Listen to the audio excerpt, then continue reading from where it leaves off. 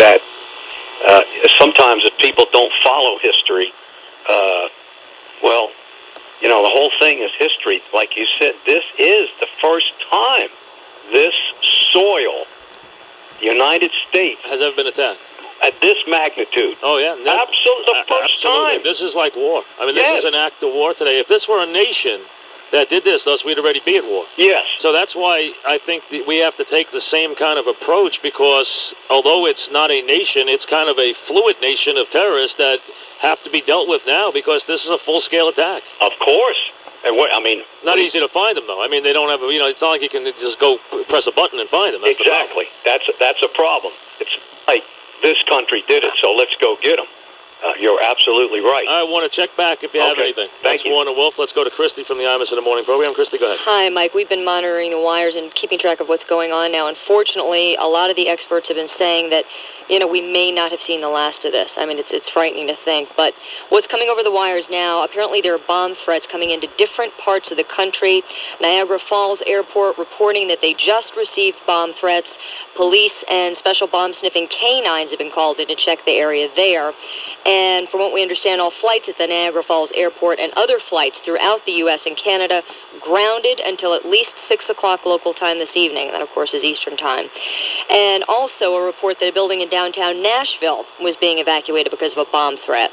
So, I think, unfortunately, we're going to get a lot of that now that's not even going to be real, because this thing was so well organized and happened in such a short time that I think this strike probably already took place. I think this is now probably people, how there's a lot of crazies out there probably calling in bomb threats, which you now have to go check out. Exactly. But I think that these guys were so well organized this was probably years in the making. Sure. That it happened so quick, and they almost did everything they wanted to do, with a couple of exceptions. Those 2 planes were probably downed by fighter planes. We're going to find out, unfortunately, which might offend some people in this country, but they were probably headed for, the White House. Mm-hmm. But I think that was a wave that's probably over. Well, we hope. I would think, anyway. I mean, I would think that the people who did this were the real, terrorist groups, and I think we know pretty much. I think we all think we know who did it, but we can't prove it. But let's see what they say later on today. But I think there's a lot of I've heard coming in, schools were saying that they had bomb threats, and weird places were saying that. Now they weren't going to pick some little place. I mean, they're bombing the Pentagon. You're not going to bomb some high school. They're bombing the Pentagon. So I think you're going to hear a lot of that stuff that's unfortunately going to have to be checked out, which isn't going to prove fruitful, I think, in a lot of places. We sure hope. Yeah, definitely. I think you were right that you were talking about it being planned years in advance. How did these folks, able to get whatever they had, guns or bombs, into the airport? They had to have people working on the airline. In place, exactly. Yeah, absolutely, for years. Also, we've got reports that military warships out of Norfolk, aircraft carriers being moved in to, of course, help cover the airspace around New York and Washington, D.C. The JFK and George Washington. Yep. So that's going to try to be, as close into D.C. as they can get. And evidently, First Lady Laura Bush has been whisked away by security and is in seclusion. So there's, a lot of different things developing right now. And Yasser Arafat has come out sending his condolences to the United States.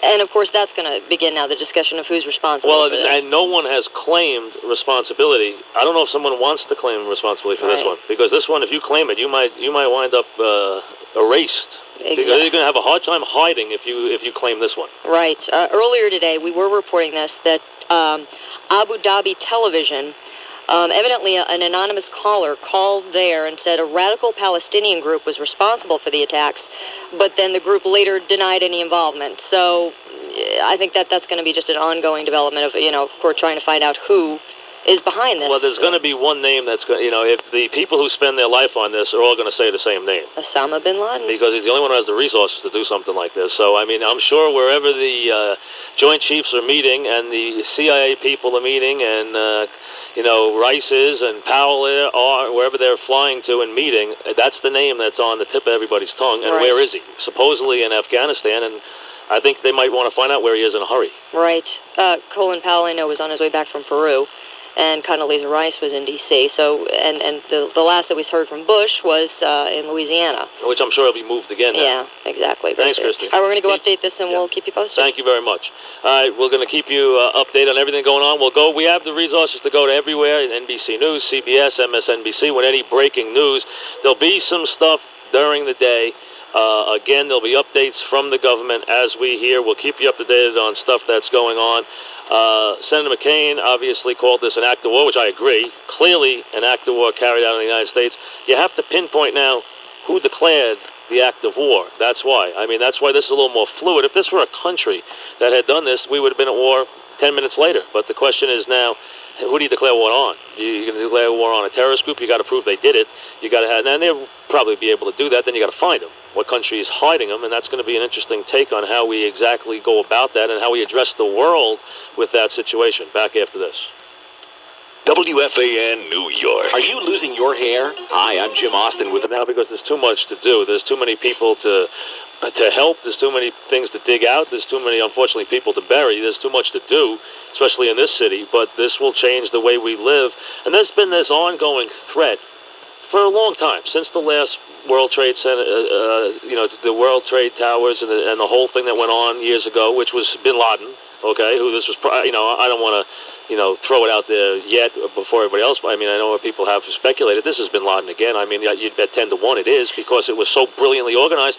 The government cannot believe how well organized this one. He's the only one who could organize something of this nature in this country. Because of the war chest, because of the remarkable places he has. And I remember This is probably putting people in place 5 years I was doing this. flashing back this morning as I was sitting in the car, and I remember listening to some of the trial 8 years ago. And if you were around at the World Trade Center bombing, you remember the trial, and it was mesmerizing.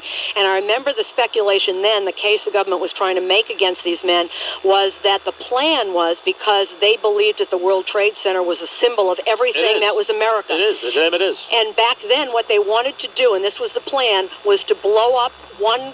Susan, hold me 1 second. We got to go to broadcast. Something's going on. Let's go to NBC News. Were uncertain at that time. This is a live picture of Lower Manhattan, missing two of its most familiar profiles, obviously. The twin trade towers of the World Trade Center, iconic buildings here in New York, really representing, symbolic, if you will, of the enormous economic strength of this country. They sustained an attack in 1993. They were reopened. The country came back from that, and we went about our merry way again, thinking that in Fortress America this couldn't possibly happen. But of course it has. Neil Livingston is one of the most widely recognized experts on international terrorism. Mr. Livingston, we keep coming back to the same issue. This was a very sophisticated attack. This was not just a lone suicide bomber of some kind. 4 hijacking simultaneously. Obviously someone in the cockpit who knew how to get the plane to the targets that they wanted to get them to. And it had to have happened over a long period of time, and they were all transcontinental flights loaded with fuel. Tom, this is our worst-case nightmare scenario, the one that we've hoped would never happen, and that would be a multiplicity of targets with a multiplicity of highly sophisticated bombs, in this case aircraft, and very symbolic targets. And so this great deal of thought went into this, a great deal of time and money. This kind of thing doesn't happen overnight. So we can anticipate that maybe a year or more was probably devoted to planning this attack, and there may be others coming.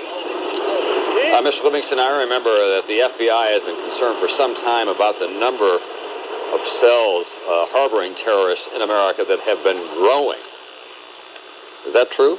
Well, there clearly are a number of people in the United States that have been the beneficiaries of our relatively liberal immigration policy that have hidden within various communities here and have expressed very strong anti-American sentiments. Whether that can be translated into terrorism at this point is open to question. I would suspect that what we will see in this case are perhaps foreign nationals who have arrived in the United States strictly to carry out this mission, hijack these aircrafts, and take them to their targets. Very similar to what we saw in that millennial potential attack when a man was arrested at the border in Washington State who was going to carry out bombing attacks in the United States. He was an outsider who had been sent here to do that. All right, Neil Livingston, thank you very much. I also have on the phone now Anthony Lake, Tony Lake, a former National Security Advisor to President Clinton, who's been a longtime student of the prospect of terrorism in this country, recently wrote a riveting fictional account of the various scenarios that the United States may have to deal with. But even in your most wildest imaginative days, Tony, you could not have anticipated something like this. No, it's terrible. It's hard to say you can be lucky in any respect in something in such a catastrophe. But one of the great dangers still lurking out there is that it could have involved some kind of weapon of mass destruction. But at the same time, it's hard to understate the amount of damage that has been done here physically and certainly in terms of loss of life. When you have an institution like the Pentagon attack, the World Trade Center's attacked, and the plane that went to Pittsburgh might have been headed for the Capitol or the White House. Yes. No, this is terrible. As I said, a catastrophe. Clearly a very sophisticated terrorist attack. Our intelligence community has headed off some in the past year or two. Their ability to evade our usual intelligence gathering methods in order to pull this off is extraordinary. And one question now we need to focus on is not only why did this happen, but where do we go from here? Well, short term, if you were the National Security Advisor now back in your old office in the White House, what would be your recommendations in terms of a suppression of some of our normal liberties that we have in this country? Well, we mustn't defeat our liberties in trying to defend them. I think what I would be urging now is, first of all, of course, get all the information we can immediately while dealing with the human dimensions of this catastrophe. And then thinking ahead, I think there are three fronts we have to act on. One, there must be, once we have identified the source of this, there must be an American response to this of some kind. And once again, we are going to interrupt the NBC News special coverage. The situation here in our area. That was Tom Brokaw with Neil Livingston, who is a terrorism expert.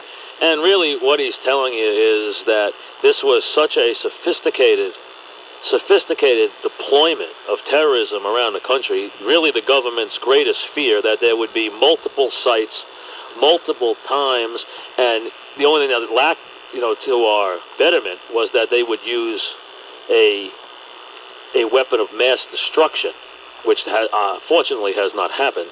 But what they did, which was obviously something that was not considered feasible or any plan that was considered to be high risk, is they took American commercial airlines and used them as their weapons, and they knew they couldn't fly a plane into our airspace. They can't do that. You can't get a plane through. You can't get it, but you can get a commercial airline through, because that goes on all the time, and they don't check them. And now you got them flying around the country. They also took planes that were headed from the East Coast to California, so they had large amounts of fuel, and they were large planes. And obviously, this deployment was done in a way that was absolutely, you hate to say it, but brilliant. I mean, this was an incredible deployment of force in our country in a short amount of time. I mean, had to be worked on. They said a year. This had to be worked on 5 years. I mean, they had to have people on the inside. You don't know how they got in the cockpit of these planes. Did they have people who were personnel on the plane? Did they have a pilot on the plane? Did they have a co-pilot on the plane? Who knows who they had? Before I get back to Susan, just let me run through the timeline real quickly if you're joining us. 8:42 this morning, as Susan was alluding to as an eyewitness, the attacks start with the first hijacked plane that hits the South Tower. At 9:03, the first people were running around wondering if it was an accident, something crazy. Did a pilot have a heart attack? Who knew what was going on then? Second one hits, and you know that this is without question an attack of terrorism. At 9:03, the second one hits the North Tower. At the time, around 9:40, a third plane crashes amazingly into the Pentagon. And there's been reports there have been fatalities there, and almost penetrates the inner rings of the Pentagon, which was considered to be technically impossible. They almost penetrated, these 5 rings almost penetrated the inner rings of the Pentagon, and Washington, D.C. then goes into a code red, which means they clear out the Capitol, they clear out everybody of importance in the city, they hide everybody. They were not bringing the president back here. The president was in Sarasota. Everyone said he was flying back to Washington. There was no way. Now, when he's in the air on Air Force One, that's a situation room anyway. He can fly in the air and deploy everything he needs to deploy around the world. They take his cabinet to a specific place. He went to Louisiana. Everybody was scattered around. Then at 9:59, the South Tower collapses, reportedly with people still inside, just as horrific as that sounds. And then at 10:28, the North Tower collapses. And then, of course, we find out that there's another hijacked plane, 2 others.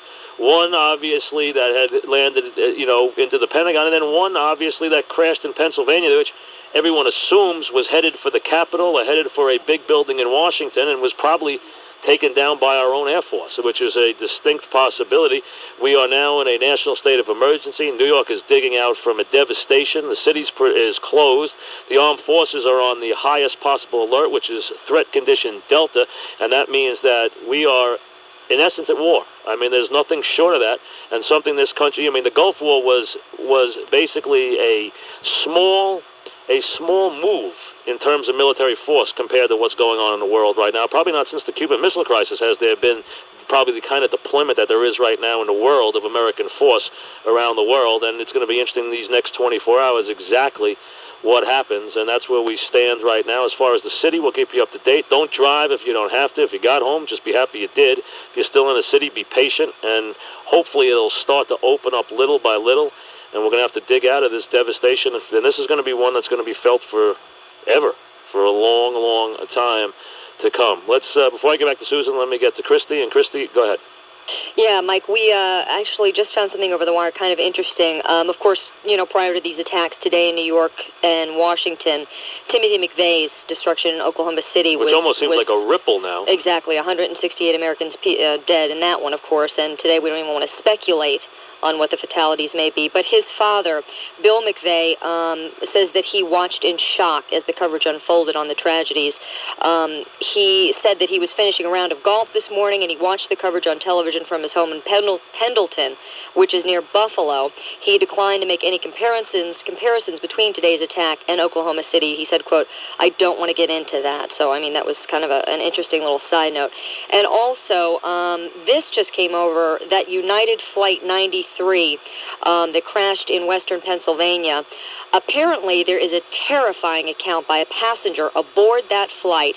He was able to go into the bathroom, lock the door, and make an emergency call on his cell phone. And it went into the dispatcher, an emergency dispatcher, and the man said, we're being hijacked, kind of frantically, just before that plane crashed. And it must have been close to the ground, otherwise the cell phone wouldn't have worked. Yeah, well, that's what it's apparently taken from the transcript. I mean, that's it would have to be. It would almost have to be in the last right before seconds, they crashed. because if you're up too high, they don't work. Well, let's see. Okay, the flight was headed from Newark to San Francisco, and the crash happened near Somerset County Airport, Plus about 80 miles southeast of Pittsburgh. Plus that call, which I find skeptical for this reason too, because we kind of think that plane was probably either forced down or shot down, because it was headed, according to officials in Pennsylvania and Virginia, for a Washington building, Capitol, White House, Camp David. So that was probably either forced down or shot down by our own Air Force. I don't know if that guy would, that one I'm a little skeptical. So you're going to get all kinds of things that people are going to say, because anybody who's ever flown in an airplane, pretty reliable source. That one could have gone into the dispatch. It doesn't mean he was on the plane. True. He could have, someone could have phonied it in there too. Who knows? But I mean, that one I'm a little skeptical of, only because we don't even know what happened to that plane yet. That plane could have been blown up in the air. We don't even know yet. There is one interesting thing that just came over the wire, Mike and Christie. A Pentagon spokesman confirming that Secretary of Defense Donald Rumsfeld was in the Pentagon when the plane struck the building, and Rumsfeld evidently is okay and help people get out of the building. Well, so evidently he was there. The big offices of the power brokers is on the other side of the Pentagon. They hit the wrong side of the building, so that's one thing they did wrong with their intelligence. They actually hit the side of the building that does not have the decision makers in it. They are on the other side of the Pentagon. So while they did probably, reportedly, we don't know for factual yet, but they did reportedly kill people in the Pentagon, they did not kill the decision makers who were on the other side of the building. Evidently, that part of the Pentagon that was hit too had just undergone some renovations or some expansion, and so it's really hard to believe, the whole thing. All right, let me get to the president here. He spoke for a couple of minutes from Louisiana, where they ushered him off after he left Sarasota, and let's hear President Bush. Freedom itself was attacked this morning by a faceless coward, and freedom will be defended. I want to reassure the American people that the full resources of the federal government are working to assist local authorities to save lives and to help the victims of these attacks. Make no mistake, the United States will hunt down and punish those responsible for these cowardly acts. I've been in regular contact with the Vice President, Secretary of Defense, the national security team, and my cabinet. We have taken all appropriate security precautions to protect the American people. Our military at home and around the world is on high alert status, and we have taken the necessary security precautions to continue the functions of your government. We have been in touch with the leaders of Congress and with world leaders to assure them that we will do whatever is necessary to protect America and Americans. I ask the American people to join me in saying a thanks for all the folks who have been fighting hard to rescue our fellow citizens, and to join me in saying a prayer for the victims and their families. The resolve of our great nation is being tested. But make no mistake, we will show the world that we will pass this test. God bless. President Bush in Louisiana. Now, you're going to find out, people have been wondering, people have been questioning George Bush. What kind of person is he? How bright is he? This and that about the election. People unhappy the way the whole thing was solved. Supreme Court, the whole deal. You're going to find out now whether this man can lead the country. Because this is when you find out. There are 4 or 5 times when you're the president of the country, you got to lead. This is it. This is what it comes down to. And you're either going to step up, or you're basically not going to have a grip on the country anymore. That you're either going to take hold of the whole deal, or you're not.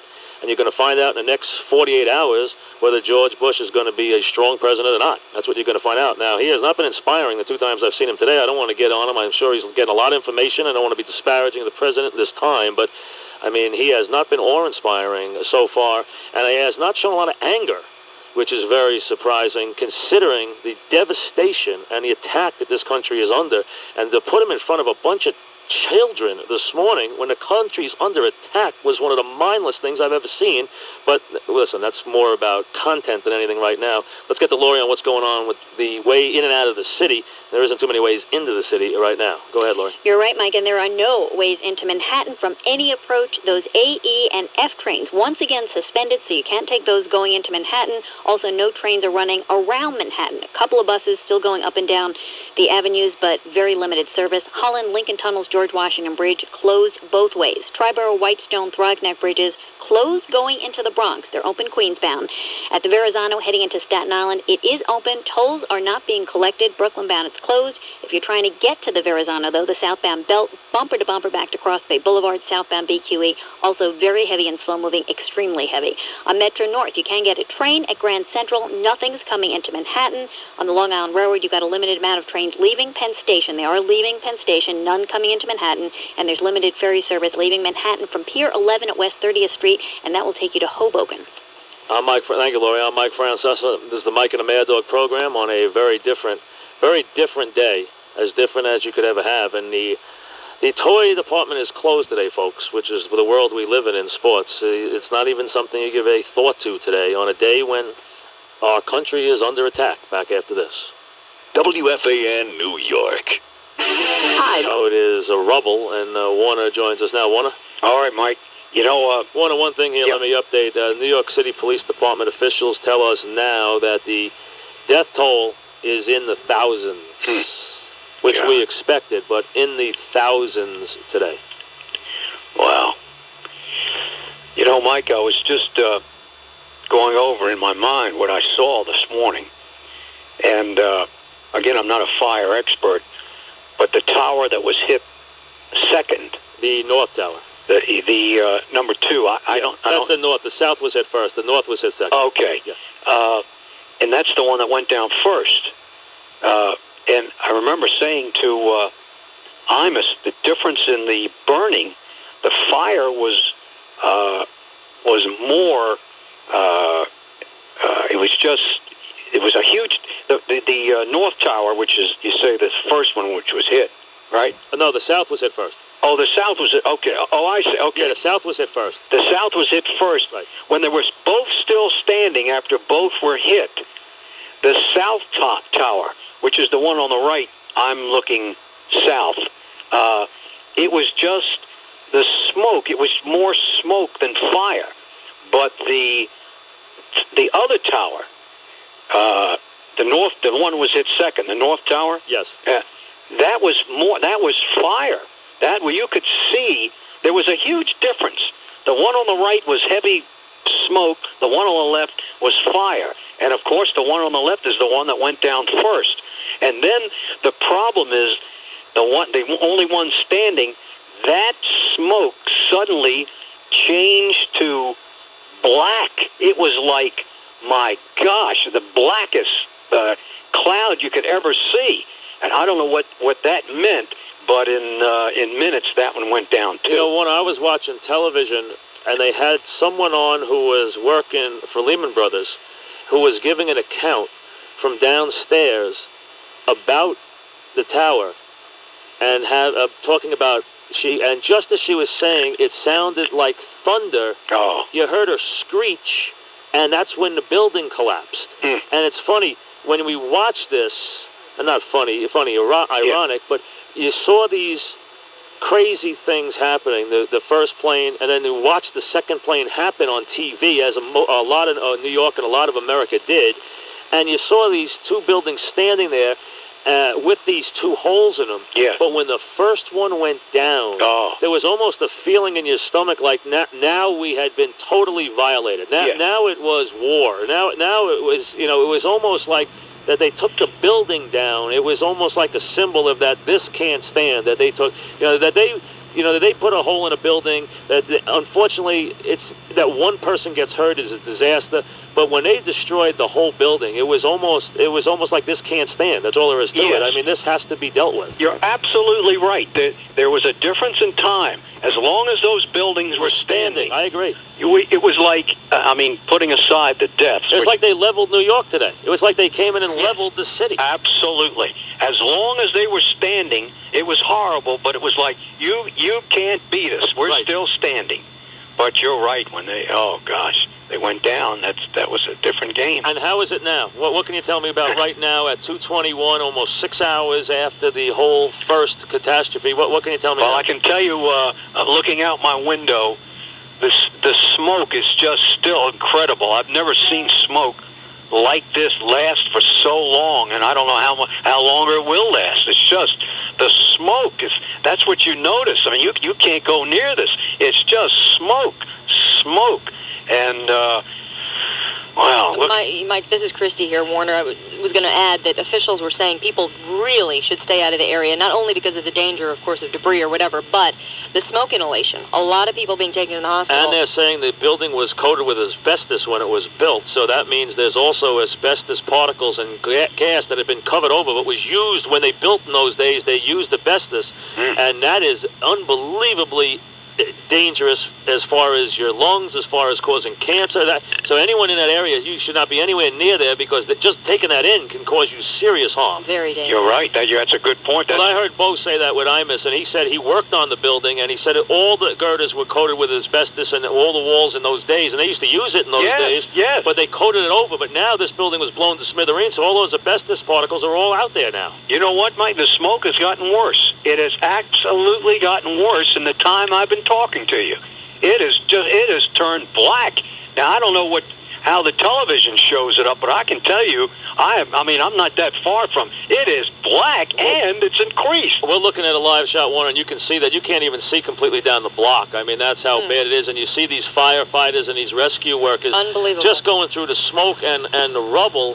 And, there are people in there they're never going to find. I mean, they're never going to find. There are bodies in there that they're just never going to be able to recover. You're talking about hundreds and hundreds of floors of just debris. I mean, it's unbelievable. Oh, man. I was in Oklahoma City when that bombing happened. I was there covering it. I was working for a station in Arkansas. And the rescue workers, I mean, the task before them was just unbelievable, going back into that building. But this is being called a Herculean rescue task. I mean, they're going into the bottom, what's left of these buildings, and trying to, and then of course there's a concern of what could happen further, of any kind of a collapse or who knows what structural, if there is anything left, we don't even know. And you're talking about a couple hundred people in those buildings. You're talking about 25,000 people estimated to be in these two buildings, and you're talking about buildings that are a quarter mile high into the sky. Two of them. I mean, you're talking about a task that is almost impossible. Really, to recover, almost impossible to figure out where people are and where they're buried and where they were. You can't even fathom recovering all these bodies. And right now, they put the death toll, and this is, for people listening, and there's no one who listens or is in and out of our coverage who doesn't know someone. I mean, I know people, Warner knows people, everybody knows people who work in that building, and work in that area.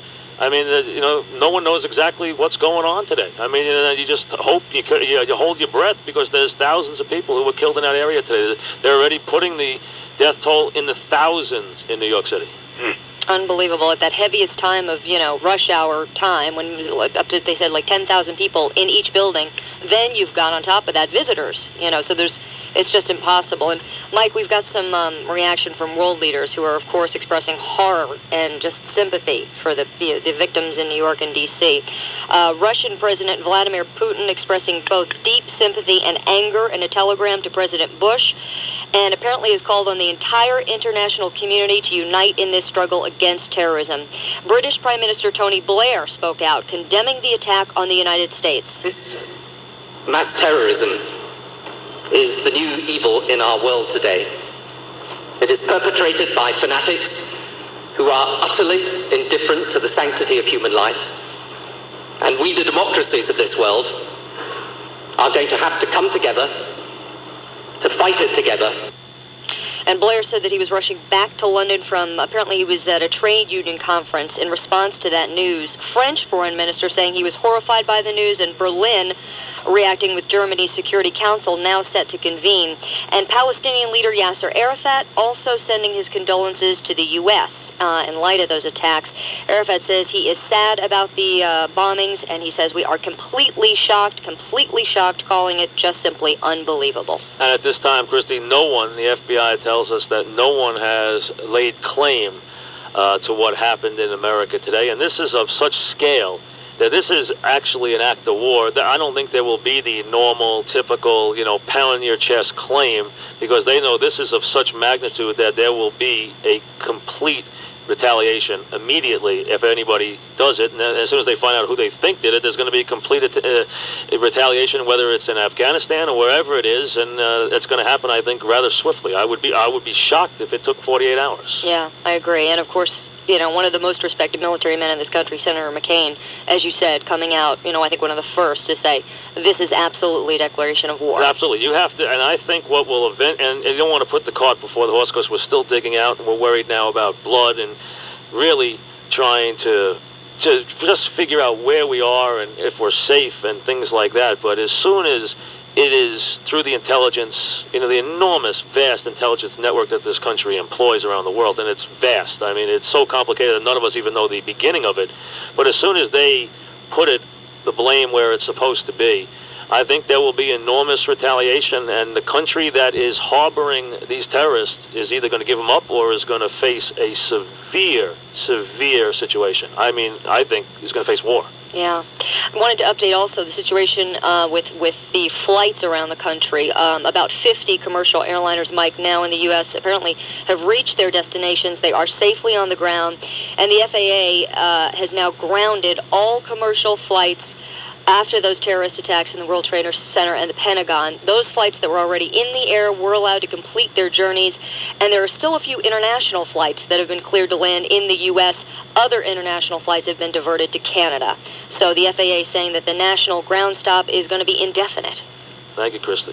All right, let's get you updated on where we are right now as we approach 2:30 here on the Mike and the Mad Dog program on a day as we will not experience many like them, and hopefully in our lifetime we won't again, and we never have in this country, the kind of attack on this nation that was perpetrated today by obviously a terrorist group, one that is vast in its reach and in its resources, and today put forth the kind of terrorist attack that has been written about, that has been talked about, that has been speculated, but never, I think, did anyone believe could be executed in this country with the swiftness and the efficiency that it was today.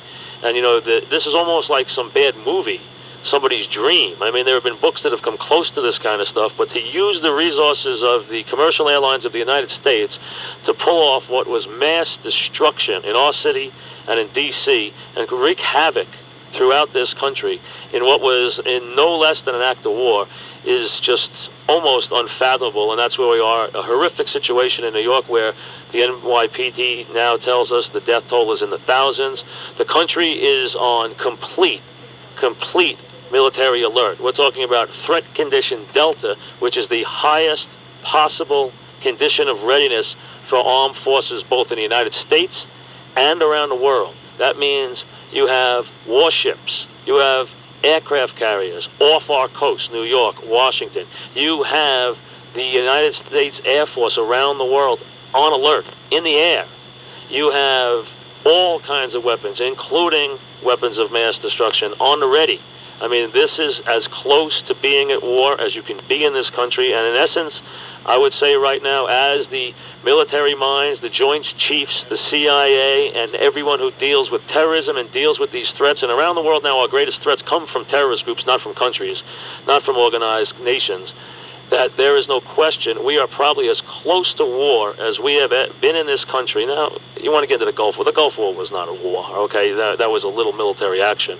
We're probably as close to war with some nation in this world than we've probably been since the Cuban Missile Crisis, because I would not be surprised that if they don't give, the country does not give these terrorists up, that we will be at war very quickly. Maybe I don't expect other countries to be choosing sides. I don't expect a world demonstration or a world war, but I would not be surprised if there is a serious action in the next 24 to 48 hours in this country. Now, as far as immediately in our area, we're hoping that there's safety for the people and that they can save as many lives as they can. New York City hospitals need blood desperately, so if you're within walking distance, go walk to a hospital and give blood. And if you're trying to get out of the city, and hopefully not into the city in any way, but trying to get around the city or out of the city, let's go to Lori. Okay, Mike, pedestrians now are being allowed to walk one way across the Williamsburg and Brooklyn bridges, and that's going... So now we know. If you graduate from Yale, you become president. If you drop out, you get to be vice president. Put another log on the fire. Cook me up some bacon and some beans. And go out to the car and change the tire. Wash my socks and sew my old blue jeans. Come on, baby, you can fill my pipe. And then go fetch my slippers. And boil me up another pot of tea. Then put another log on the fire, babe. And come and tell me why you're leaving me. I'm in the morning. Hello, welcome back to Morning Green, I believe. Right now, Bernard McGurk's out with Monterey Ivy and Stefan Dweck in the hood. 96 and Broadway, checking out what's going on. What's going on, you guys? Yeah, we're up here in the Upper West Side, Mr. Imus, where it is, of course, infested with liberals, as we all know. Trying to get a feel, reaching out to a peep, see how they feel about the primary today here in New York City. And our first candidate here is, what's your first name? My name's Wendy Hotchkiss. Wendy, what's up, baby? Well, I voted this morning, and I'm pretty excited about that. I haven't voted here in New York City in a long time. Are you a resident of this hood? I am a resident right over on 98th Street. Are you married? I'm getting married this year. Got a fat ring. Look at her ring. Not if Stefan has anything to say about it. But now let me ask you, who did you vote for? I voted for Alan Hevesy. Alan Hevesy? Yeah. So do you consider it a wasted vote? It might be. He might not win. I tell you what. It's a wasted vote. Afro Man will become mayor of New York City before Alan Hevesy. Do you realize that? All right, so, you know, that's okay with me. All right, well then that's one thing. How do you address the rumor that Hevesy is so dull when he masturbates his hand falls asleep? I'm not quite sure how to answer that, but I can say this. Hi, Dad. I know you're watching Imus this morning, and if you are listening, please know they cornered me on the street. Dad's gonna kick Stefan's spot, and we have these ladies, and you're working in the school down here, correct? Yes, I do. What's your first name? Lisette. Lisette, have you ever been attacked by any of your students down here? Sometimes, yeah. Do they hand you out mace or anything for protection? No mace. You know, there's more sex and violence in the New York City public schools than there is on HBO. What do you think the next mayor can do about that? And who did you vote for, by the way? Mark Green. What do you think Mr. Green can do about the problems in the New York City school system? I think they actually need to come into the schools and stop talking around the schools and just see what it's really like, and then they can get a feel for what to do about it. How about this chancellor giving out ice cream as a way to curb truancy? Have you heard about that? That's true. I haven't heard about it, but he cut my job and bumped me somewhere else, so I'm not a big fan of Levy right now. Well, he should hand out, like, box cutters if he wants to keep the kids in school, right? I hear you. That's what I'm saying, baby doll. We'll watch it back today because it's a jungle in those schools. Now we got Stefan and Monty over here. They got a couple of gentlemen. Then they're going to give their endorsements for mayor of New York City. We're over here talking with the president. Good morning, brother. How you feeling? Okay, man. All right, now which way you going with the mayoral race? Already voted, man. Farrar. Farrar? That's right. Why? He's going to bring everybody together, man. This is a melting pot in New York, and, you know, it's time for everybody to get a shot. And I think he's very representative of the type of people that are in the new millennium. Yeah, and you know he said he's going to be tough on drugs. Like me, Well, just a I moron. think that's very important. Well, then you're going to put that joint away because he's going to be tough on drugs. You know that, right? Well, hey, you got to do what you got to do. You know what I'm saying? All right. And also, he's a big fan of sports funk, by the way. Also, we got a kid here, Imus, who's working. He's passing out stuff for Willie Walker Jr., who's not to be confused with Johnny Walker. But Willie Walker, what's he running for? Willie Walker's running for city council. Have you ever met Willie Walker? Yes, I met him earlier this morning. This is the first time you met him was this morning? Yes. Is he paying you to be out here? No, he's not. I'm doing this voluntarily because I feel that our community needs a strong leader. And I feel that Willie Walker... You want a job? Willie promised you a job. Don't lie. Nah, no, he did not. All right. Good to see our young people out here working when they're supposed to be in school. Anthony wants to do a shout-out to any of his homies around the way. Do a shout-out, bro. Yeah, I want to give a shout-out to my whole family, Lincoln Projects, RTC, all my people and all that. All right. Willie Walker. And Mr. Imus, and also, Mr. Imus, we heard you this morning saying that you were going to throw your support towards Mark Green. That's right. But before you do that, Mr. Imus, we want you to consider another candidate. Our candidate. A man who understands the pulse of New York. A true candidate. A man who's not afraid to be in the headlines. That's right, a true leader. We're talking about the former king of R&B, Bobby Brown. That's right. We're supporting Bobby Brown for mayor of New York. He'll keep crack off the street. Because they'll keep it on in his house. Bobby's motto is that politics is like sex with Whitney Houston. You don't have to be good at it. Just enjoy it. Bobby Brown for mayor. He wasn't born an alcoholic. No, he was baptized with holy oil and a chaser. Bobby Brown and Whitney for mayor and first lady. Together they're a great match. Because they're always lit. Bobby Brown for mayor. He'll encourage Congress to take up the marijuana issue. He'll plan a joint session. Who knows more about the criminal justice system than Bobby Brown? Bobby Brown is our man for mayor. Also, let me tell you why else. Because when his spirits get low, he uses a straw. Bobby Brown for mayor. A voter, a man who's going to take the high road. That's right. Also, New Yorkers for Brown because you need a mayor who's been in rehab because... he's in rehab because he can feel your pain. I don't know. You're messing up. He's in favor of cocaine-flavored toothpaste. You'll get cavities. Get off my radio.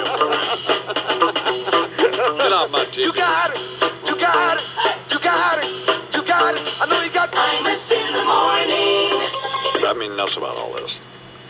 So Sid Rosenberg is going to be hosting the Giants pregame show on Sunday at 11:30 in the morning outside the bubble at Giants Stadium. Go out and beat the hell out of Sid. Go out, cause trouble, throw stuff at Sid. Turn over his table. Where's the bubble? What's the bubble? The bubble is where the Giants practice. It's a big practice field, right? I think it's right outside Gate D at Giants Stadium. So right over there, we're going to be ready to go on Sunday morning, and I'll be out there, and Carl Banks will be out there, and all the fans will be out there, ready to root on the Giants as they'll get their first win on Sunday against the Packers after last night's loss. A bunch of drunks out in a bunch of... The worst kind of loser is a person who actually goes out and cooks food in a parking lot at a football stadium. That's the worst kind of loser. 25 hours before the event. It's the worst kind of... Gets drunk and sits around with all their fat friends wearing stupid Giants uniform stuff. Burping in the parking lot. I mean, it's like there's some nitwit out here in the newsroom actually had a Jason Sehorn jersey on yesterday. Yeah. This is an adult who comes to work at a radio station wearing a football jersey. I mean, if like Eddie Scazzeri, who still, by the way, insists on wearing his idiotic Dan Marino Miami Dolphins jersey. As he did yesterday, if you noticed. Yes, of course, as he did yesterday. Yeah. I mean, who are these people? Who are these grown men and women, but particularly men, who wear football jerseys Well, I can sort of see to the game, I guess. But I mean, but in their private lives, I mean, just in. But to work around the home, for of the God's sake. office, please. I mean, it's embarrassing. You know, my dad's been cooking out there in the parking lot for about 15 years at Giant Stadium. Comes out there with the jersey ready to go, the big giant sweatsuit, cooking eggs in the morning. He's a mental patient. Absolutely. Yeah. It's my father, though. He's been doing that for a long time. He's a mental patient. All my family likes to do stuff like that. I mean, that's what you do on Sunday. You get up early and you get some bagels and you put the jersey on. You get out to the parking lot. You party all day with the fans. You win the ball game. You go more drinking and steaks in the parking lot to go home. That's a day of football. That's the way it's supposed to be. Just a huge L on the forehead. Well, I mean, that's anybody who even actually sits and watches an entire football game is a loser. In the stadium or at home on television? Any place. Yeah. Any place. Any place. I used to go with a bunch of cops out to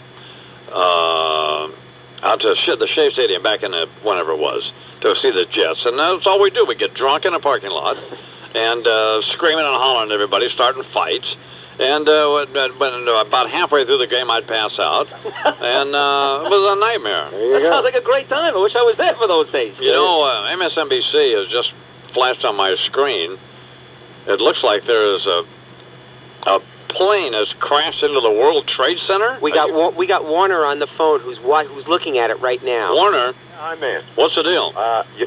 Something hit the World Trade Center. I think it was a plane. I heard it right over my head. Warner on the phone, who's looking at it right now. Warner. Hi, man. What's the deal? Something hit the World Trade Center. I think it was a plane. I heard it right over my head, and the explosion rocked the building. Really? And I'm looking at it right now. The smoke is just bellowing out of the World Trade Center. I mean, it's horrible. You can see the fire. You can see the smoke. I mean, it's a monster hole. You know, the World Trade Center, there's the Twin Towers. It's the one on the right. Right. And it is, I mean, it's horrible. It is terrible. It's just black smoke, and on the left you can see the fire. Oh, my God. I mean, this is... I can see it on MSNBC here. The whole top of the building. There's a flame. Well, it looks like there is smoke coming from the side of the building. Oh, my God, it looks like something flew into the building. Yeah, I heard it. Went right overhead. I was laying in bed, and I heard it. I said, boy, that plane sounds low. And then, boom, I mean, it was like a bomb. This is horrible. This is a disaster. Jeez, I'm looking at maybe, I hope because of the time, maybe there aren't that many people there. But, that God's sakes, that's a busy thing. Oh, man. This is terrible. I can't believe I'm looking at this. It's like you're looking at a movie or something, but I'm looking at it live. It's right in front of me because that's where I live. I'm looking out my bedroom window. Oh man, the smoke is just coming out of the top. And you can see it. It's a huge. The whole. Oh man, and the whole top of the building is engulfed in smoke. Oh, and then there's smoke pouring out of the side of the building, in which obviously something has flown into the side. Do we have any other information marked from anybody? Not yet. We're waiting. Warner's got actually the breaking news here. Yeah, I think it was a plane. I heard it. I heard the plane. I heard. I said, my wife was close, and that sounds awful low. And then boom. I mean, when an explosion rocks your building, I'd say we're about 7 blocks away. No. And I'm looking right at it. Oh man, the hole looks like it covers a few floors. Yeah, and I mean the width. You're talking about the whole side. Yeah. Oh man. The hole nearly covers the entire side. Yeah. Encompasses the entire side of the World Trade Center.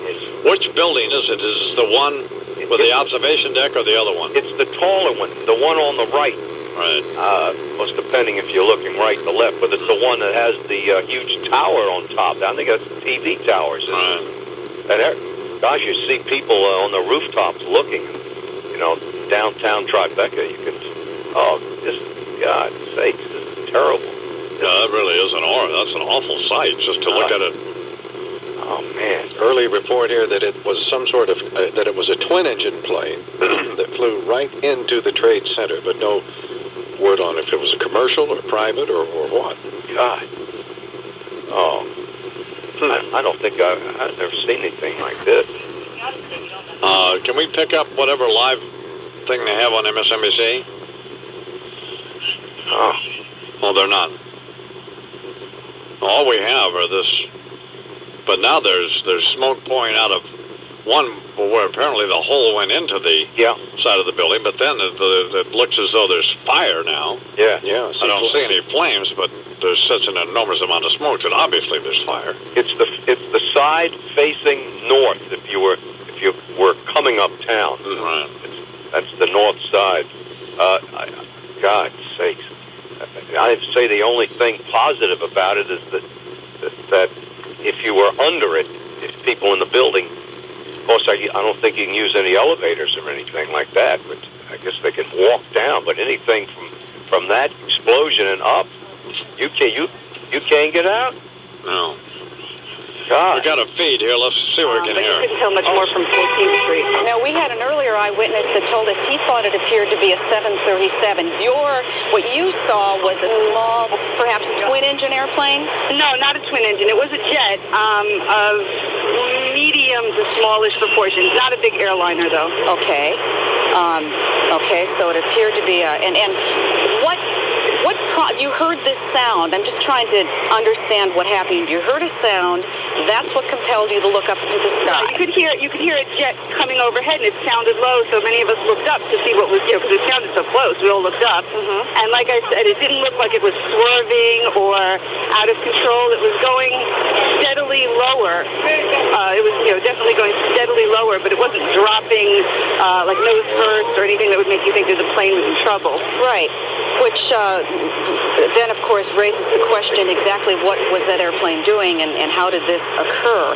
Right. But the airplane did not appear to be in trouble to you. I don't know enough about airplanes to know what it should look like, but it wasn't nose down or it wasn't swerving up and down or left and right. It was making a straight, steady decline towards the World Trade Center. Mary, I'm hearing what sounds to be an awful lot of people that are either crying or sobbing. It's time to get out. I haven't heard those yet. 57th Street of Madison. Well, the other tower just blew up. I mean, a huge hole just blew up in the other tower, the tower that the plane flew in. There's a huge hole in that, and then the other World Trade Center tower blew up.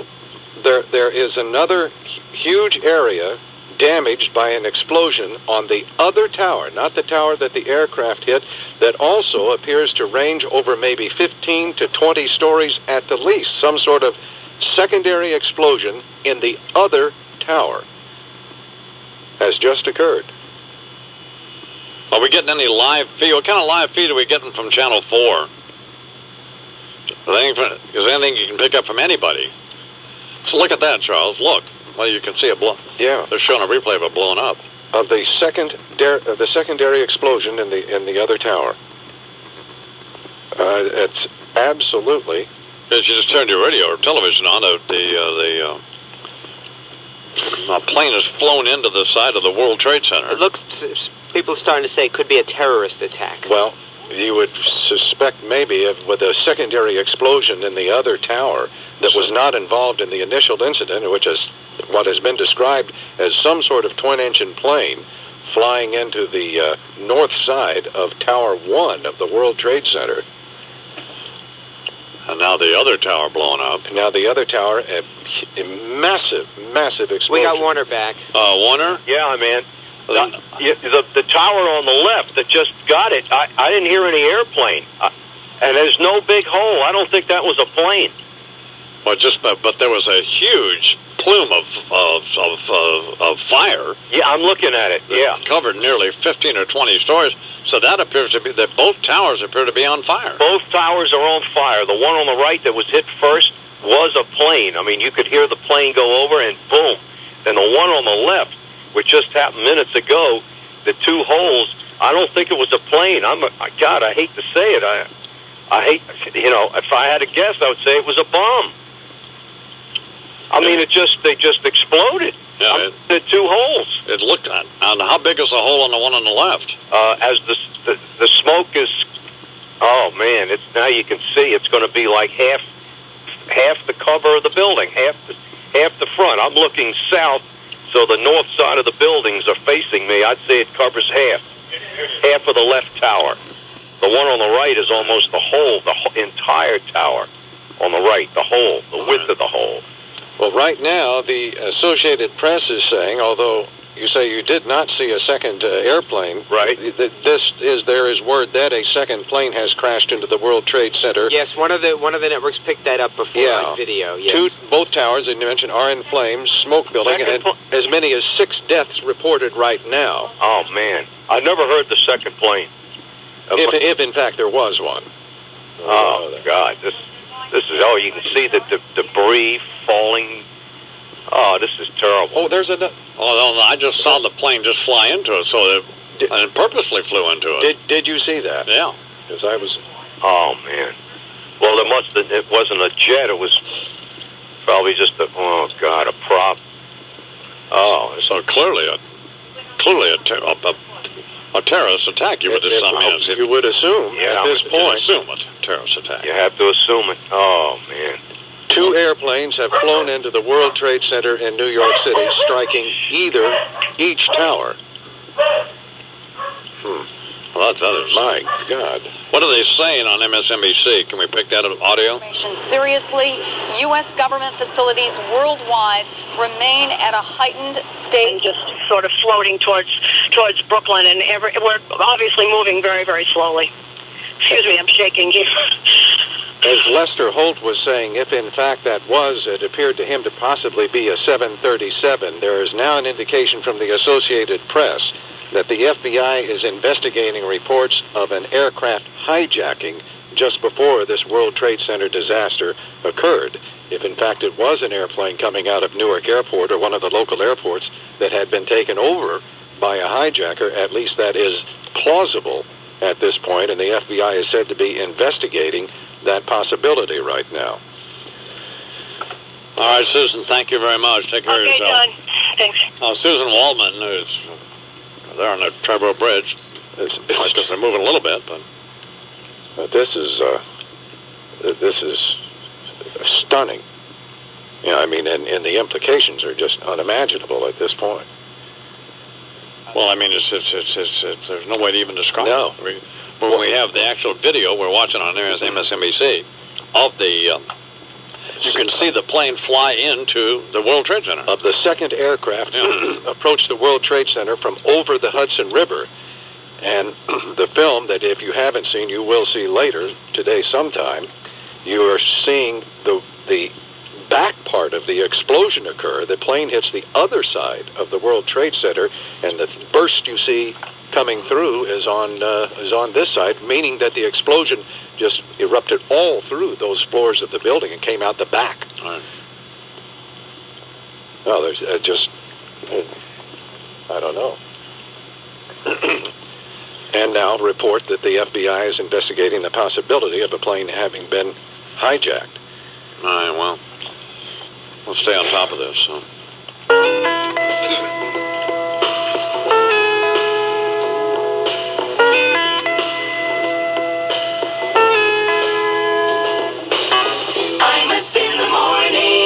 How may I help you? I'm a product announcement, and I'm very late getting to our website. This could mess up our whole e-business. I'm sorry, sir, but your departure has been postponed. Now boarding all FatWire content for all enterprise-class websites and web applications. What about all that content? They're boarding. That content is flying FatWire. They're always on time. Could I upgrade to FatWire software, please? Upgrade your content management capabilities. Visit fatwire.com to register for an online seminar on effective content management. That's fatwire.com. Commercials are more believable when real customers give a testimonial. So on the line with me is Karen Ellis, a Geico Auto Insurance customer. Karen, give us a testimonial. Well, of all the canned peaches I've tried, I think the ones in heavy syrup are the best. They're just good. There, a testimonial from a real live Geico customer who could save 15% or more on car insurance. Call 1-800-947-AUTO, 1-800-947-AUTO. Geico Direct, the sensible alternative. Are you losing your hair? Hi, I'm Jim Austin with an exciting new development in the treatment of hair loss. Here's Dr. Gordon, medical director at the Hair and Skin Treatment Center in New York. The FDA has reported that the body chemical dihydrotestosterone, commonly known as DHT, is the leading cause of hair loss. At our center, we've developed Avacor, a natural herbal treatment that stops DHT from attacking your hair follicles and starts regrowing hair in balding areas. Avacor's DHT blocker is all natural, safe, and effective. In 6 years of clinical use by thousands of men and women, the Avacor system regrew hair on virtually everyone. We guarantee it. Stop DHT from ruining your life. Call 800-876-6461. Now you can use this remarkable treatment risk-free for 3 full months. We're confident it's going to work for you. Call 800-876-6461. That's 800-876-6461. Hi, it's Glenn Cohen. One of the reasons I started YHD Realty was because I felt people were losing too much of their home's equity when it came time to sell. Friends of mine bought a home 5 years ago, and its value increased by $50,000. Unfortunately, when they sold it, they only walked away with half that. Why? They paid their traditional real estate agent a 6% commission. That's just too much money. At YHD Realty, we charge only a 2% commission and have top local agents to work with you every step of the way. Plus, we've already saved New Jersey homeowners over $14 million in real estate commissions. So don't give away the home equity you've worked years to build up. Call YHD Realty at 1-800-CALL-YHD. That's 1-800-CALL-YHD. Or visit our website at YHD.com. It's YHD for a lower fee. Total savings amount is based on total commissions paid on YHD listings versus total commissions that would have been paid if a 6% commission had been charged. All commissions are negotiable. I went to towns across Connecticut to see how customers feel about getting a year of free checking at People's. I asked Grady from Granby, Adam from Haddam, and Marianne from Darien. Guess what? They love it. Jill from Rocky Hill also loves the fact that when you get free checking at People's, you'll receive 50 free checks, but that's just the beginning. With People's Plus checking, you can bank when, where, and how you want, by ATM, phone, or online. You can also enjoy the convenience of 7-day banking inside Super Stop and Shop. So join your neighbors throughout the state who love getting a year of free checking at People's. To open your account, do what Monty from Montville did and go to peoples.com. Or be like Wendy from Windsor and call 1-800-772-1090. Rich from Litchfield decided to open his account by visiting his nearest People's branch. Free checking, yet another tailored solution that's possible at People's. Just ask Charlie from Chaplin. Free of monthly maintenance and per-check fees for 1 year from date account is opened. People's Bank. Member FDIC. Offer ends October 27th.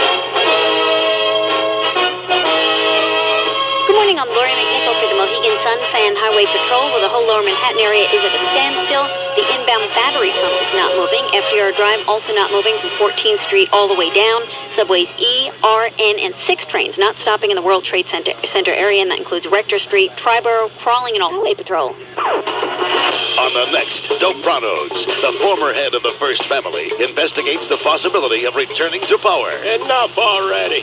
I gave him a chance, but Uncle Junior Bush just ain't getting it done. I mean, he's worried about illiteracy. He can't even read Curious George without moving his fucking lips. He thinks stem cells are where flowers go to jail. But there's a little thing called the Constitution standing in the way. 22nd Amendment don't make me laugh. There ain't a law in the books I couldn't find a loophole for. And the same goes for this only 2 terms bullshit. By the time I'm done, not only will the 22nd Amendment be repealed, I'll have them get rid of the 19th, too. That'll make my old lady happy, huh?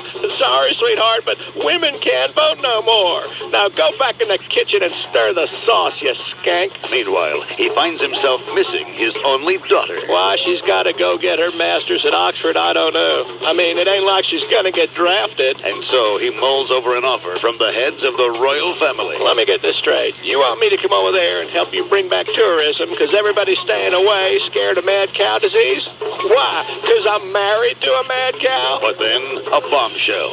Newsweek prints excerpts from a new book suggesting that if Consigliere Sauter had one more day to plead his case, the new boss might not have been Uncle Junior Bush. And Tony Kennedy, if Davy the Forehead had his way, Allie would have been the maid guy instead of being passed over for that numbnuts Georgie B. I'm telling you, leave it to a Kennedy to things up. The Dopranos, just your average dysfunctional criminal family. Hey, Hillary, I just got off the phone with our daughter in England. She says they named a disease after you over there. Well, I was out of the room, so we had to go to that. It's 23 after the hour. Let's go back to Warner Wolf. Warner? Yeah, man. So what do you see now? I'm looking out my window south, and I see the north side, the tower on the right, which was hit first. Just a gigantic hole. It's closer to the top than the tower that was hit on the left. Right. And the smoke is, that's the thing. Is people in there that God's sakes, the smoke will kill them. It's horrible. And the smoke is just rising up, especially the tower on the left. And the hole, now you can see that smoke is diminished a little. The tower on the right, you can see the hole. It's like two monster holes with a little partition in the middle. And the one on the left, it's harder to see because the smoke is still bellowing up. But it's, oh, God, and then the fire is still on the left. The one on the right, you can't see fire on the right, but the one on the left, you can still see the fire. And, of course, you know that's, besides all the businesses, it's also the mass transit. You have the subway in there. I've taken that many times. This is horrible. And then they actually have footage of the plane flying into the other World Trade Center, and we saw that, and there's a neat television here what they're doing. We have standing by on the phone Joe Cantamesa, former lead investigator for the attack on the World Trade Center in 1993. Joe, if you'd continue to stand by, but just to set this up for people who are just joining us, let's go back over to Lester Holt to explain exactly what unfolded just a short time ago. Lester? When we went on the air at 9 o'clock, one tower was already burning, and then after a few minutes, while we were all watching live, another airplane appeared in the picture. Let's punch up, if we can, that shot, and I'll give you an idea of exactly what happened here. This is the other airplane. I'm going to telestrate here. Can we punch that up full?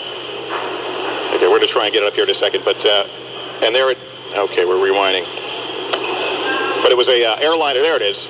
That one right there. Just a short time ago, a horrific scene of... Well, we're listening to a feed from MSNBC, and so we can tell you that two apparently commercial airliners, both apparently hijacked, we don't have much more information than that, have been hijacked and flown into both towers of the World Trade Center in New York City, in the financial district in New York City. And we don't know much more about that other than that the FBI is investigating the report that these planes were hijacked. One apparently an American Airlines from Boston to New York. Boston to Los Angeles. Boston to Los Angeles. That was Andrea Mitchell's that was her information after she discussed this with some high officials. Yeah, and then the other plane we don't know, United Airlines. Well, there was at least one suggestion that it could have been a United Airlines aircraft. But I mean, a scene right out of one of these New Line Cinema movies. Absolutely. I mean, just an awful scene. Within either building, perhaps the top 20 floors of either building on fire. And it's shortly, they both happen around 9 o'clock Eastern Time. One before 9 o'clock, about 12 minutes before 9 o'clock. And the other about 10 minutes after that. Charles, do you have any information? A senior U.S. official says at least one of two planes was, in fact, the hijacked American Airlines aircraft, as we mentioned, en route from Boston to Los Angeles. The president just spoke, we know, and is heading back to Washington, canceling the rest of his schedule today. The top at least 20 floors are still on fire. There's been no communication or anyone at this point claiming responsibility. Skies, as is pointed out here, are perfectly clear this morning in New York, and so the likelihood of any plane having accidentally strayed from its intended flight path into the World Trade Center is almost impossible. Well, Mayor Giuliani holding a news conference at the corner of Park Place and Church Street in Manhattan about what has happened, this absolutely horrific, unbelievable scene in the financial district of New York City this morning. No word at this point on what has happened so far as casualties are concerned. There was one early report, unconfirmed, that perhaps a half dozen fatalities had been reported, but there's no traffic being let into the city. You can leave the outbound George Washington Bridge and Lincoln Tunnel, but that is it. Other than that, you can't get in or out of the city. So they have sealed off New York City, at least certainly Manhattan. And we are in across the 59th Street Bridge in Queens. Right. Where we apparently will be for a while. All of the New York airports are closed. The Lincoln Tunnel is closed until until they can make some further determination of what's going on. Exactly what has happened here and what agency or agents are responsible who for did this. Yes. We'll let you know what's going on. Imus in the morning. Let's discuss smells. You know, those familiar... Like I said, in the hallway, it was pandemonium. Bring you up to date of what we have so far here. We have 2 planes that have crashed apparently into the World Trade Center. We have apparently 2 commercial airliners. What is being now reported as an explosion or another plane crash at the Pentagon in Washington. And they have, according to Jim Miklachevsky at NBC News, they have evacuated the west wing of the White House. That's the wing where the president is and all the main offices and so on. It's the working part of the White House. And so whether this is, of course, an orchestrated, it's doubtful. It's certainly doubtful it's a coincidence with the World Trade Center. Right. But whether this is part of all of this involving the Pentagon or not is, one would have to suspect it probably is. But the president was in Sarasota, Florida. He's rushing back now to the Situation Room at the White House. They've sealed off New York City, so you can't get in or out, and certainly at Manhattan. And which just in terms of where we are across we are about a mile. We're about a mile from Manhattan, right across the 59th Street Bridge in Queens, New York, and to the east of Manhattan. And we would, And the FBI is investigating a reported airline hijacking, and there are reports from NBC News that one of the aircraft that was flown deliberately, apparently, into the World Trade Center this morning was an American Airlines flight from Bogan that had been hijacked out of Boston, heading for original destination, Los Angeles. Well, there's not much we know now. It's the best news you're going to get, of course, is to turn on your television. I'm not trying to get you to turn your radio up, but if you're in your car or something, which a lot of you are, why? Yep. The best we can tell you is that's what we know. Both tops of the World Trade Center engulfed in smoke, as I'm looking at a live picture now on NBC News. And they're reporting that 2 commercial airliners were apparently hijacked and flown into the World Trade Center, both towers, and it was unbelievably. You couldn't make it up in a all planes across the country have now been grounded by the FAA. So there are no flights anywhere in the country at this point. Manhattan has been sealed off. That's the main part of New York City, of course. And there's been an explosion in Washington, D.C. at the Pentagon. And that's where we are at this point, and nobody knows much more than that. Imus in the morning. Let me talk to you. 5 now. I'm Lori McNichol for the Mohegan Sun Fan Highway Patrol. It is now 7 minutes till the hour here on the Imus Morning program. 7 minutes till 10 o'clock Eastern Time. In case you just turned your radio on, 2 commercial airliners have flown inexplicably and unbelievably into both towers of the World Trade Center. Reports are that they were both hijacked airliners. Apparently, we don't have any obviously confirmation of any of this, with passengers aboard. The White House, the Pentagon, the Capitol are being evacuated at this point. The president was in Sarasota, Florida, at a reading program for kids. We're watching a live picture on NBC, and he has just left Florida and is flying back to Washington on Air Force One. And we'll go to the Situation Room at the White House, although, of course, the plane Air Force One is like a Situation Room, as a matter of fact. We don't have any other report other than that. And that the explosion has occurred at the Pentagon. That is also apparently a massive explosion. And the Pentagon is being evacuated. The White House is being evacuated. And New York City itself, where there's a massive effort underway now to try to get to the people who are casualties in all of this, that it is almost New York City itself a frozen zone in order for emergency equipment to be able to get about the streets. So, obviously, if you're in New York City, you should stay where you are. Right, because you're not going to be able to get anywhere.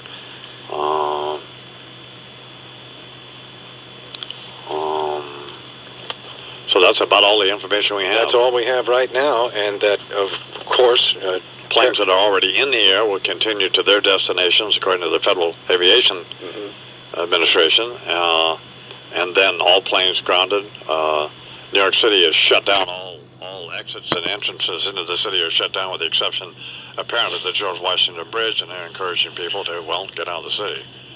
So, and apparently there has been a credible threat of a terrorist attack that had been planned. It has not been carried out. That's why they evacuated, but involving the White House itself. Nothing has occurred there other than an evacuation.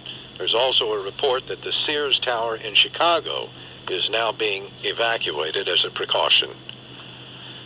But I was just sitting here listening to the MSNBC feed, and watching and talking to Warner. Last night I was talking to Warner Wolf, who lives in that area right underneath the World Trade Center. And in fact, I watched the explosion for the other trade center, and I thought, in fact, what had happened was that something had blown up a few floors below the one trade center that the plane had been flown into, when in fact we then had footage of a plane. You could actually see the plane flying into the World Trade Center itself. Of a large, evidently commercial airliner hitting the second tower. So if you're listening to FAN in New York, we're going to stay on the air here, and we'll try to get you if you're in your car and you're listening to we'll make it news radio, and we'll bring you all of the information we possibly can, and probably take a live feed from either CBS News or NBC News, one of them. Imus in the morning. Let's talk to you.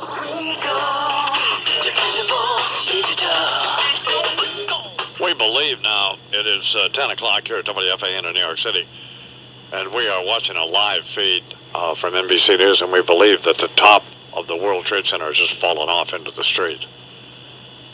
So we don't. It apparently has the second tower that was hit in the second explosion, the second aircraft that flew into that. Apparently that is Warner. Is he still in that area? Is he still on the phone? Jesus, he lives right there. He's there, Chief. Warner? Yeah, it's gone. What? It's gone. What's gone? The tower, it's gone. It's gone. It collapsed. It's gone. It's not there. The whole tower? The whole tower. It's gone. Yeah, there's only one tower. Oh, God. This is horrible. It's gone. It's not there. It's like it disappeared. It just collapsed. And dust is covering all of lower Manhattan. The entire financial district looks like it is covered in this enormous, undescribable cloud of dust now from the apparent collapse, or the collapse, of one of the two World Trade Center towers. How close are you to that, Warner? I'm looking straight at it. Good Lord. I'm just, man. Well, how do you get out of there, Warner? What? How do I get out? Well, what do you mean? I mean, are you safe? Oh, I guess so. I don't know. I can't believe what I'm seeing. No, I can't believe it. I can't believe what I'm seeing. The total destruction, apparently, of one of the two World Trade Center towers. Oh, my God. Well, it's the worst attack on this country since Pearl Harbor. Absolutely. You know, the fire, when you were talking before, I could see that the fire was still burning much more. The one on the left, the one that collapsed. The fire on the right seems to have subsided with just smoke, but that one on the left, it was still burning and burning and burning. You know, you can't see it on the television because I guess the cameras couldn't come down low enough. But the one on the left was hit lower. And the fire, oh, man. Well, now they're saying that they're reporting a third explosion in New York City. But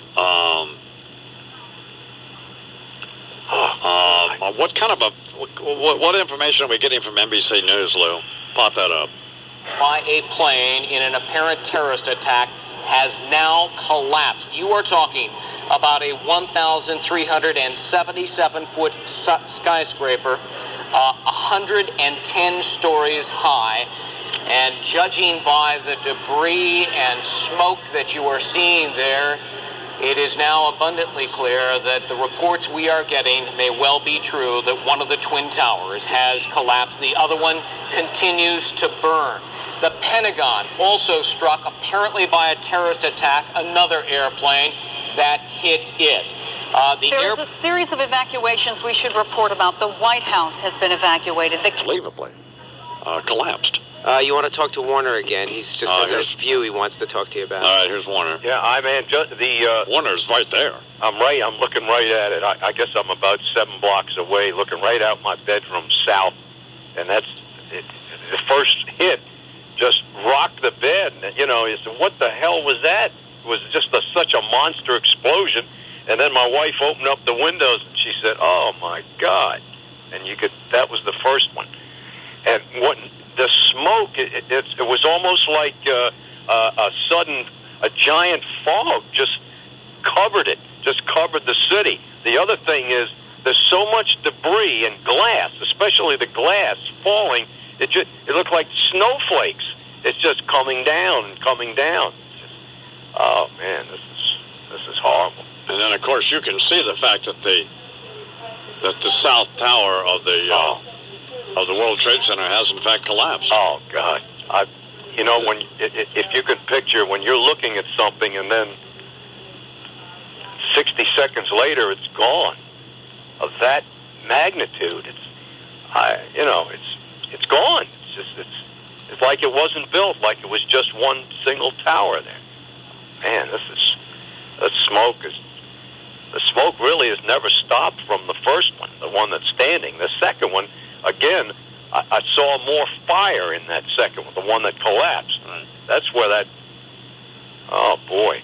How's the smoke where you are 7 blocks away? It's there. I can see it, but the thing is, it's blowing south. Right. It's blowing away toward the Staten Island, the river, and but it's not coming this way. You know what the smoke reminds me of? You mentioned Pearl Harbor. You know the picture of the Arizona sinking, and that's what it looks like. That's what that smoke looks like, coming out of the top. That's exactly what it looks like. Well, that was Charles' initial reaction about an hour ago. He said this is the worst attack on this country since Pearl Harbor. Yeah, he's right. Absolutely. This is, it's against the civilians, but this is the way they fight a war. It is a war. No matter how you look at it, you can say it's a terrorist act, but this is an act of war. It's a war. It's war. If you don't say it's war, you're not saying what it is. It is a war. That's the way they fight the war. God. And we don't know who they are. No. So we don't know who to fight with, Well, I don't think it's going to take long. Well, no, I mean, it's fairly clear that but I mean, to speculate at this point is... Yeah. God, I've never seen people are just out on the rooftops looking. When that thing collapsed, when you're watching something, not on television, but watching it in person, you have to. Am I seeing this? Is this really happening? Until for a second, my God. And there's a sense of watching it on television that it's, of course, obviously not real, but that you're seeing some ridiculous disaster movie or something, but you're not. That's the difference when you're looking at it in person. Oh my! What are there? Lots of siren stuff there. Oh yeah, God's sakes! I don't know if that smoke now it's getting worse. That smoke is getting worse. That smoke has increased from the hole up, from where the explosion came, and it is really increasing now. I mean, that smoke is That's in the 20 seconds that we have talked. In the last 20 seconds, that smoke has increased. I mean, it is really coming. It is black. It wasn't as strong as it was before. Now it's. Well, there could be other stuff on fire as a result of the tower collapsing as well. Yeah, and you see things just coming out of the sides. You don't know what. I don't know what they. Debris and just falling from the side. I don't know if the television can pick that up, but in person you can see it. Things are just falling off the building. Well, again, to bring you up to date, 2 commercial airliners have been flown into each World Trade Center. The south tower of the World Trade Center, unbelievably, has now collapsed. And a plane apparently has been flown into the Pentagon. And it doesn't appear to be the magnitude of damage there, but it's difficult to tell. There's a live picture we're looking at on MSNBC, and NBC News, but that is it's not clear exactly what's going on there. You know what? I'm sure they're concerned. This is horrible to even think about.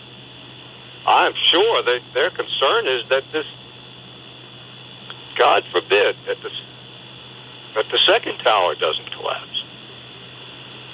That smoke is maybe, people in Australia that